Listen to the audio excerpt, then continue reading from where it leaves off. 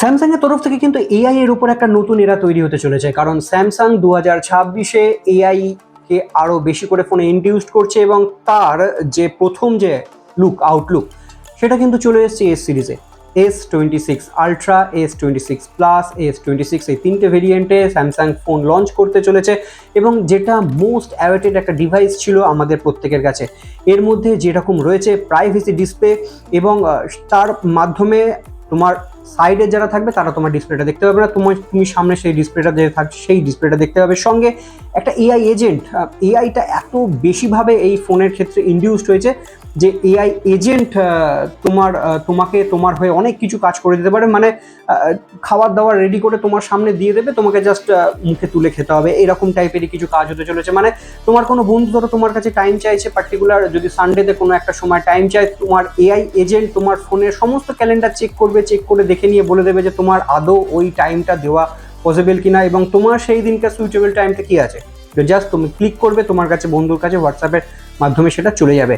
হ্যাঁ, আগে তোমরা যেগুলো ফোনের ক্ষেত্রে দেখতে পেতে বা যেগুলো ব্যাকগ্রাউন্ড ইরেজ হতো কিংবা তোমরা চাইলে কোনো অবজেক্টকে ডিলিট করতে পারতে, এর সঙ্গে কিন্তু তোমরা যে কোনো কিছু এর এআই ইমেজ প্রসেসিংয়ের মাধ্যমে যে কোনো কিছু তৈরিও করে নিতে পারে। মানে একটা ফাঁকা টেবিলের মাঝখানে তোমরা চাইলে একটা কেক বসিয়ে দিতে পারো এবং সম্পূর্ণ টেবিলটাকে তোমরা নিয়ে চলে যেতে পারো বাগানে। এতটাই কিন্তু এআইটা এই ফোনের মধ্যে ইনডিউসড হয়েছে। সঙ্গে তোমাদেরকে এখানে বলে রাখি, এখানে একটা ডাইনামিক LTPO অ্যামোলেড 2x এর 120 হার্জ রিফ্রেশ রেটের সঙ্গে 2600 নিটসের পিক ব্রাইটনেসের সঙ্গে তোমরা একটা ডিসপ্লে দেখতে চলেছো। সঙ্গে তোমরা তো কর্নিং গরিলা গ্লাসের যে প্রোটেকশন আছে সেই প্রোটেকশন তো দেখতেই পাচ্ছ। সঙ্গে এখানে বলে রাখি Android 16 পাচ্ছ এবং 7টা মেজর আপডেট, One UI 8.5।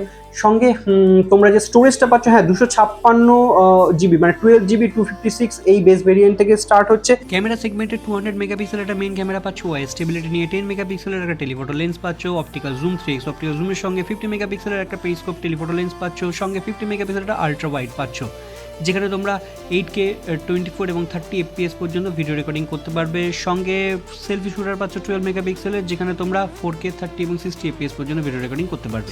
আর ওভারঅল 5000 মিলি অ্যাম্পিয়ারের ব্যাটারি নিয়ে আলট্রা যে সেকশনটা, যে 5000 মিলি অ্যাম্পিয়ারের ব্যাটারি নিয়ে এই ফোনটা লঞ্চ হতে চলেছে। সঙ্গে আগে যেটা তোমরা 45 ওয়াটের চার্জার পেতে, সেক্ষেত্রে কিন্তু এখানে কিন্তু চার্জারটা 60 ওয়াটের চার্জার তোমাদের এখন দেওয়া হবে। এখানে একটা কথা বলে রাখি যে প্রাইভেসি ডিসপ্লে যে ব্যাপারটা আছে সেটা কিন্তু S26 আলট্রাতেই তোমরা পেতে চলেছো। আর S26 এবং S26 প্লাস সেখানে কিন্তু স্যামসাংয়ের নিজস্ব প্রোডাক্ট Exynos 2600 2 ন্যানোমিটারের একটা প্রসেসর দেখতে চলেছে। এখানে কিছুটা খামতি হয়ে যেতেও পারে, মনে হতেও পারে, তবে আশা করা যায় স্যামসাংয়ের যখন টিউন করা থাকবে সেখানে কোনো রকম কোনো প্রবলেম আসবার কথা নয়। তবে যেটা স্ন্যাপড্রাগন 8 Gen Elite-এর একটা প্রসেসর তোমরা দেখতে চলেছো আলট্রাতে, সেখানে হিটিং ইস্যু আসতেও পারে, নাও আসতে পারে। তাই ফোনটা যখন মার্কেটে পুরোপুরিভাবে চলে আসবে, আরও রিভিউগুলো আসবে, তখন আমি তোমাদের কাছে সেই ডিটেলসটা আরও তুলে ধরবো।